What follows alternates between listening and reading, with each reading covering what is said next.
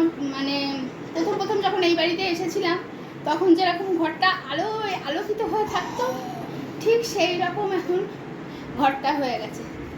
যাই হোক, good afternoon, 12টা বেজে গেছে।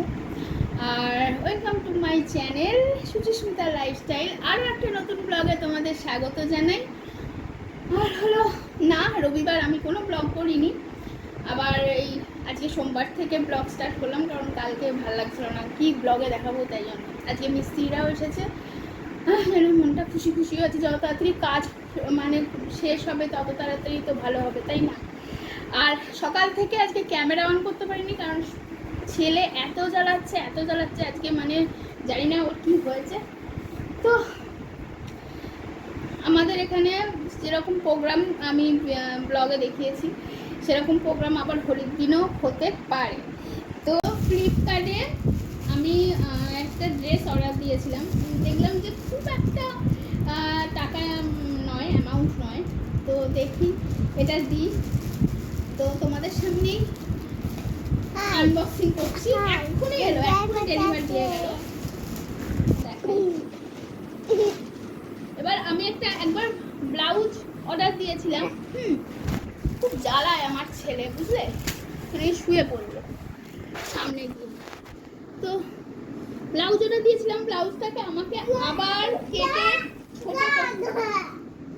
কেটে তোমার আবার ঠিকঠাক করতে হয়েছে। মানে ব্লাউজটা যে দামে কিনেছি তার থেকে আবার দাম দিয়ে আমাকে খরচা করতে হয়েছে। সেটা আমি অনলাইনে জামা কাপড় কেনা ছেড়ে দিয়েছিলাম। তো এটা একটু বড় সাইজ অর্ডার দিয়েছি ওই জন্য, বাট এটা কীরকম হবে আমি জানি না, আমাদের খুলে দেখাই। আমি না এইসব জিনিস কোনোদিন করিনি, তো করিনি, তো দেখা যাক হয়। একটু যদি সাইড হতে একটু সর ক্যামেরার সামনে, হ্যাঁ। তো এই যে জিনিসটা, এই যে আমার হচ্ছে সাইডে একটু টাকতে হবে। আমি একটু বড় বড় সাইজেরই অর্ডার দিয়েছি, কারণ বা যদি ছোট হয় তখন বিপদে পড়ে যাবো। এটা পরে দেখবো কি রাখতে হয় কিনা। কোনো সময় আমার ছেলে সুস্থ হলে আমাকে ভিডিও করতে দেবে। তো চলো এখন রাখি, ছেলেকে ঘুম পাড়াই, নাহলে আমার মানে মাথা খারাপ করে দিচ্ছে। পরে আসছি। অবশেষে ছেলে ঘুমালো, এখন নিচে যাই, নিচে না ছাদে যাব, জামা কাপড় মেলবো। এই সকাল থেকে আজকে বিভৎস জ্বালাচ্ছে ছেলে, আমি জানি না কেন, শরীরে কোনো প্রবলেম হচ্ছে কি না বা কিছু। ঠিক আছে, চলো ছাদে গিয়ে জামা কাপড়গুলো মেলে আসি।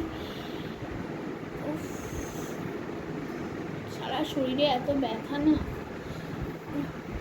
হ্যাঁ, মেডিসিন খেতে হবে। তো স্নান করে খাওয়া দাওয়া হয়ে গেছে, ফ্যান চলছে, গরম পড়ে গেছে, কিছু করার নেই।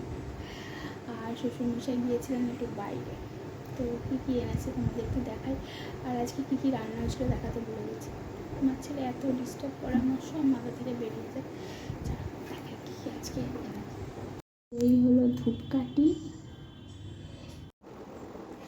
ডিটারজেন্ট আর বিস্কুট। এই ঘটনাটা আমি পরে বলছি তোমাদের, দাঁড়াও। এই দেখো কত বাসন দেখছো, এগুলো এখন মাছ ধোয়া।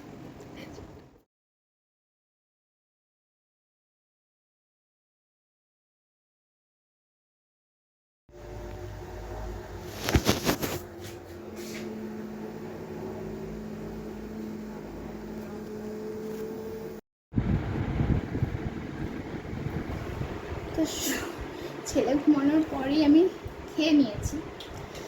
এবার শ্বশুরমশাইকে খেতে দিতে গিয়ে দেখি একটুখানি ভাত উনি তুলে দিলেন, তো কী দিয়ে খাবো, মাছ তো খাওয়া হয়ে গেছে।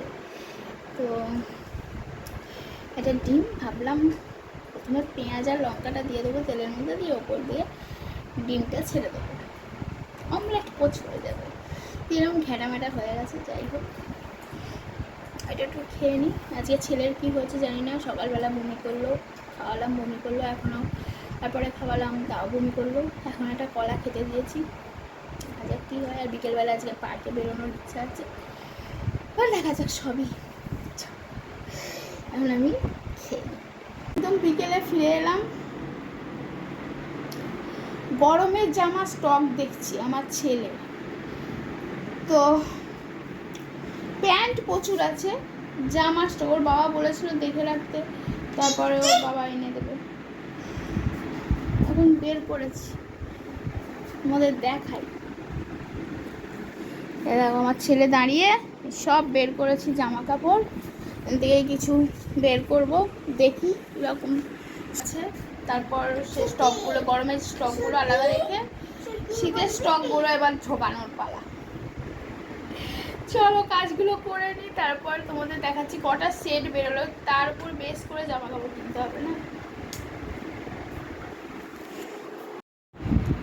তো স্টক দেখা হয়ে গেছে, তোমাদের একটু দেখাই। আমি ছেলের আলমারি এত গোছাই, নিজের আলমারিও বলে অত গোছাই না, মানে দেখো। তো ওই ওপরটা গোছাতে পারিনি আমি, একেবারে না সব কাজ করতে পারি না। এখানেও ছোটোবেলাকার জামা কাপড় আছে, আর এখানে একটু মানে বাইরে টাইরে বেরোনোর জন্য যেটুকু স্টক আছে গুছিয়ে রাখলাম, আর নিচেটা হলো ও রেগুলার ওয়াইজে জামা কাপড় কিনতে হবে, কারণ এইটুকু জামা কাপড় মানে ওগুলো সব পরা হয়ে গেছে। ধরো এখন তো বড় বাচ্চা, মানে বড় হবে, সব ছোট হবে, রেখে দিয়ে তো কোনো লাভ নেই, তো কিনতে হবে গরমের জামা কাপড়। পার্কে যাবো ভেবেছিলাম, কিন্তু এখন ছেলের খাবার করবো, মিস্ত্রিরা এখনও আছে, চা করবো। চলো, পার্কে যাওয়া হলো না, মন মেজাজটাও খারাপ, ছেলের শরীরটা ভালো নেই, আবার বমি করলো। এখন একটু জল গরম করে দিয়েছি, বুঝতে পারছি না, জল একটু গরম করে দিয়েছি, যে আলু সেদ্ধ ভাত বসিয়ে দিই, খাইয়ে দেবো। কারণ সকালবেলা ওইরকমই 2:10-15 উঠে পড়েছে, ও তাড়াতাড়ি ঘুমিয়ে পড়বে। আলু সেদ্ধ ভাতটা বসিয়ে দেওয়াই বেটার। এই হয়, চলো। তো ছেলে যেহেতু অসুস্থ, কিছু খাচ্ছে না, ওই জন্য আমি অনলাইন থেকে কিছু আনালাম আর কি। ফার্স্ট টাইম গ্রসারি শপিং করলাম আর কি, আর ওদিকে টিভি চলছে বলে ভয়েস ওভার দিচ্ছি। তো এটা কি বলো তো, দেখো কলা কত সুন্দর প্যাকেজিং করে দিয়েছে। কলা আনালাম, 4টে কলা 25 টাকা নিয়েছে, জানি দাম অনেক বেশি, বাট কলাওয়ালা বসেনি, আমি এইমাত্র বেরিয়েছিলাম, তো একটু কলা নিয়ে নিলাম। আর নিয়েছি হলো তোমার ছোট ছোট সাবুদানা, এটা ভাবছি কলা দিয়ে খাওয়াবো, বাট কালকে রাতে ঘুমিয়ে পড়লো বা শরীরটা ভালো ছিল না, তাই খাওয়াতেও পারিনি, আজকে খাওয়াবো। আর ব্যাগটা করে রাখলাম, কারণ সব কিছু যদি বরকে জানাই তাহলে তো অশান্তির শেষ থাকবে না। যাই হোক, আর আমার জন্য একটু ফুচকা নিয়ে এলাম, বাট ফুচকাটা এত ঝাল করেছিল আজকে সকালে আমি ভালো মতো টের পেয়েছি। আর এটা হলো চুরমুড়, একটু মুড়ি দিয়ে মেখে খাবো, খেয়ে আবার রাতে খেতেও পারি, নাও খেতে পারি। চল। মানুষ যত সুবিধার মধ্যে থাকবে তত মানুষ গুটিয়ে যাবে, তত মানুষ বাইরে বেরোনোর নেশা ভুলে যাবে। কেন বলছি এতগুলো কথা, তোমরা তো দেখলে, তখন দেখালাম যে আমি ইনস্টামার্ট থেকে অর্ডার করলাম 2টো জিনিস, একটা হলো কলা আর একটা হলো সাবু, তখন দেখলে। আর আমার বিছানা ঝাঁটাটা অনেক দিন মানে খারাপ হয়ে গেছিলো আর কি, তাও ওইটা শ্বশুরমশাই কোনো রকম একটা জুড়ে দিয়েছিলেন, বিছানাটা ঝাঁট দেওয়া যেত। এবার তারপরে মিস্ত্রি লেগেছে, কোথায় চলে গেছে ঝাঁটা ভগবান জানে। এই দেখো, ঘরে বসে ঝাঁটা পেয়ে গেলাম, এই যে এত দাম, মানে লেখা আছে 78 টাকা। হ্যাঁ, এটা লেখা আছে 78 টাকা, 78 টাকাও এটা বেশি দাম। নিল কত জানো, 136 টাকা, পুরো গালে চড় মেরে। কী করতে নিল জানি না, ভগবান জানে। আমার বর পেমেন্ট করলো আর কি, হাজব্যান্ড। এবার আমি সেই থেকে দেখছি যে ঝাড়াটার মধ্যে কি আছে। তো ওকেই পেমেন্ট করতে হবে, কারণ আমি 1 সপ্তাহ বেশি বলছি যে ঝাঁটাটা নিয়ে এসো, ঝেড়ে নিয়ে এসো, কিছুতেই আনছে না।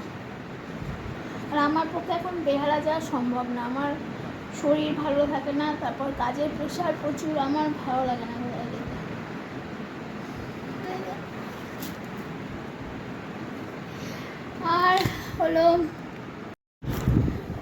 আর হলো ছেলের শরীরটা খারাপ, গাটা গরম গরম, তবে এখন গাটা অনেকটাই ঠান্ডা দেখছি। আর আমি ওষুধও বের করেছিলাম যে প্যারাসিটামল খাইয়ে দেবো 5 ml, বাট গাটা ঠান্ডা ঠান্ডা দেখছি। আর আমাকে জ্বরটা দেখতে দিচ্ছে না একদমই।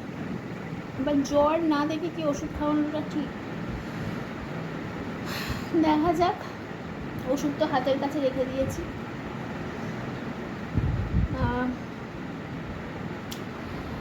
এইসব নিয়ে আর রাত্রিবেলা বড়ার তরকারি আর রুটি খাওয়া হয়ে গেল। এবার শুয়ে পড়বো। আর মিস্ত্রি কাজ খুব একটা এগোচ্ছে না, কারণ যে মেন মিস্ত্রি তার শরীর ভীষণ খারাপ। মানে তার পেটে স্টোন হয়েছে, স্টোন অপারেশন হয়েছিল, সেখানে আবার স্টোন হয়েছে।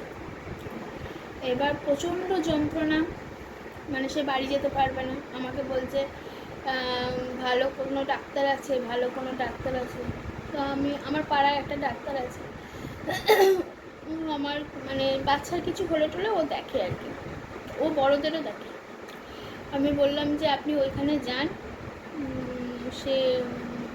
সে তো চিনতে পারছে না। তাকে ডাক্তারের কাছে নিয়ে গেলাম, মানে দেখিয়ে দিলাম, আমি ঢুকিনি। তো ওখানে গেল, গিয়ে ডাক্তার দেখিয়ে 1000 টাকার ওষুধ, মানে 300 টাকা ওনার ভিজিট, আর বাকি টাকার মানে ওষুধ কিনে বাড়ি এলো। প্রচণ্ড পেটে যন্ত্রণা, স্টোনের যন্ত্রণা, আমি চোখের সামনে থেকে দেখলাম, পুরো ছটপট করছে। আমি বললাম শুনুন কিছু খান আপনি। মুড়ি দিলাম, মুড়ি খেয়ে ওষুধ খেলো। ওষুধ খেয়ে আমি ভাত বসালাম, বললো আমি গলা ভাত খাবো। ভাত বসালাম। একে তো ছেলের জন্য ভাল লাগছে না, তার মধ্যে আবার এসব। তো উনি এখন শুয়ে পড়েছেন, শ্বশুরমশাই শুয়ে পড়েছেন, বর বসে আছে। শ্বশুরমশাই খাটের মধ্যে, কারণ নিচে তো আর কোথাও বসার জায়গা নেই। ও ওপরে চলে আসতে পারে, কিন্তু আমার বরের তো থাকা হবে না। তো কী আর করা যায়, কাজটা মনে হচ্ছে থেমেই যাবে। তো চলো, ভালো লাগে না জানো তো, চারিদিক দিয়ে এমন মানে